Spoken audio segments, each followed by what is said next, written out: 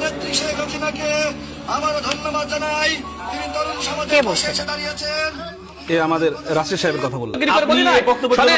শেষ করি প্লিজ, শেষ করি। আরে আপনি আমার ক্ষমা চাইতে বলেন, শেষ করি। আপনি বলেন আপনি আগে ছাত্রলীগ করতে, আপনি বলেন সেটা। আপনি আমাকে বলতে হবে, আমি আপনাকে দেখাচ্ছি, আপনি বলেন এটা কখনো। তাহলে আমি মোটামুটি মা বললেন নুরু মায়ের আচল পাচ্ছে, সেটা করতে হবে। আমাকে অ্যালাউ করার কথা বলেন। আপনি বিএমপি কখনো করেন নাই আগে, এখন এসে বিএমপি করেন।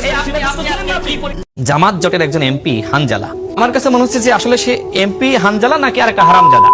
আমরা আওয়ামী লীগের হারামজাদাদেরকে দেখেছি এইভাবে আমাদের অপোজিশন লিডারদেরকে হুমকি দিয়েছে। अभी तो रुको, क्लाइमैक्स अभी बाकी है।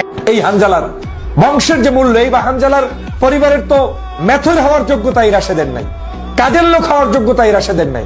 আমি চ্যালেঞ্জ করে দিয়ে বললাম, হানজালার বংশে হানজালার বাড়িতে একজন কাজের লোক যে পরিমাণ জ্ঞান বুদ্ধি রাখে কিংবা তাকে যে সম্মানের সাথে সেখানে মানুষ অভিহিত করে, এই রাশেদের সেই সম্মানটা নাই।